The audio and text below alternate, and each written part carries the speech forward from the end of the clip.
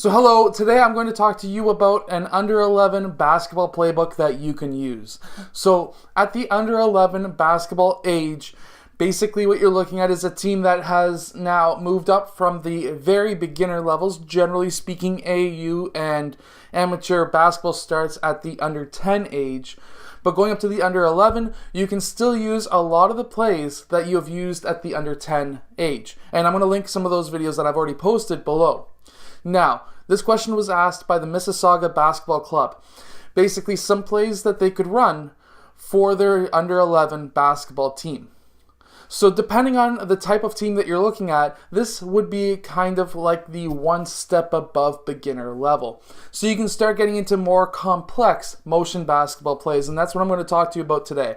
I personally like the motion basketball offense structure when it comes to the younger teams, mainly because it does teach them to spread out a little bit more, and it creates lots of motion, a lot of movement in the offense, which is great to have off-ball movement. Let's get down to the clipboard. I'll show you some of these basketball motion offenses that I would use at this age group, and I'll show you a couple of set plays that I would use as well. After this, I will then get into the defense that I would use as well. Okay, so the first offense I would teach my team after the 5-out offense. I'm not going to go over the 5-out offense. 99% of coaches out there know the 5-out offense. After I teach them that, I would teach them the 4-out offense. And this is how I run the 4-out offense at this age.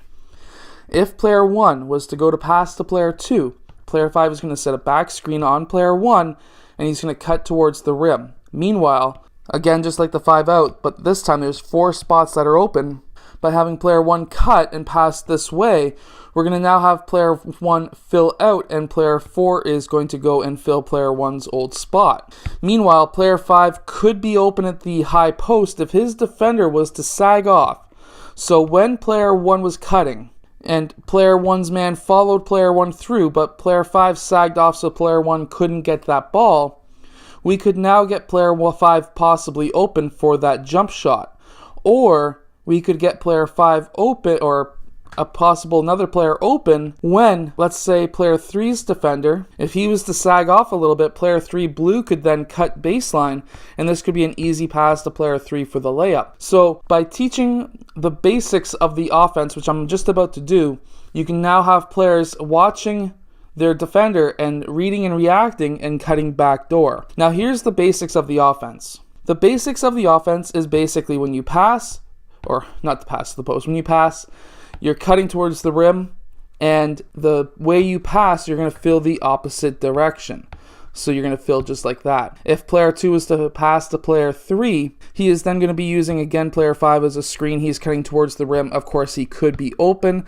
Player 1 is going to fill. Player 4 is going to fill. Player 2 is going to fill. And now if player 3 was to pass out, obviously he can't do a cross-court pass. That's a big no-no. We're now going to have player 5 setting a screen on player 3, and player 3 is going to be cutting down the middle of the key. Now, that could be an option to score as well. And we could then have a couple of different options here. We could have where player 1 just dribbles out towards the side. I personally don't like running it like that. I personally like having player 5 now pop out. Player 3 is then going to now cover middle, or the top of the key. And now player 1, if he was to pass over to player 4, player 3 is going to be setting a screen for player 1. Player 5 is going to fill. Player 1 may be open. If he's not, he's going to fill back out, and player 3 is still in the post. So now we're cycling through different players in the post, because I personally prefer having a team that can play every single position. A 5 is not a 5, he is everything. A player 3 is not a 3, he is everything.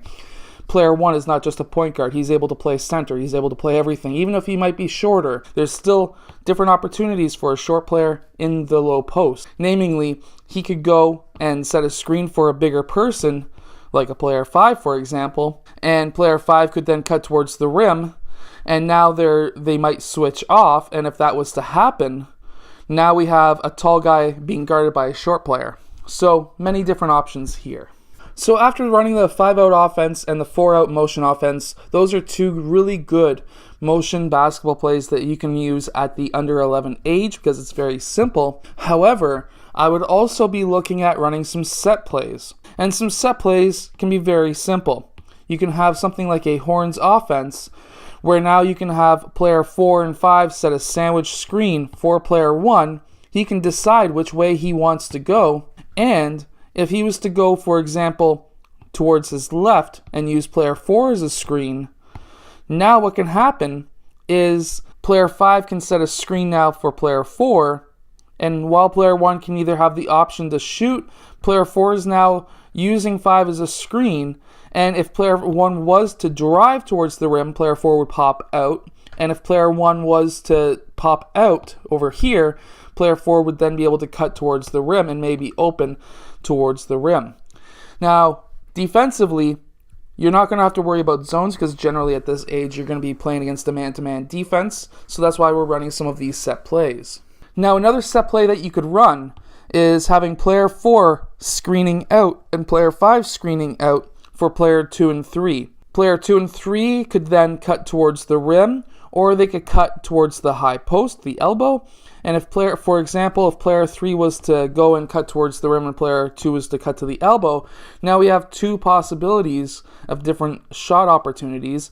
And even if player 2 was to get that ball, he could still pass down to player 3 if player 3's defender was on this side of him right here, let's say right there. He could still get a bounce pass to player 3 for a reverse or just for a layup. So there's a couple of different opportunities here. Now defensively, obviously we're going to be playing a man-to-man defense. Not many leagues at this age will allow you to play zone. And I would actually set up a half court, if you're allowed to in your league, set up a half court press defense, but man-to-man.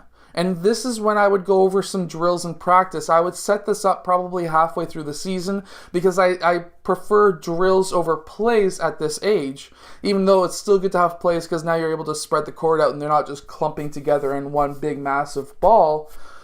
I would be looking at setting up halfway through the season a press defense where now I can teach them how to trap a player along the sidelines using the half court line, and having it as a man-to-man defense.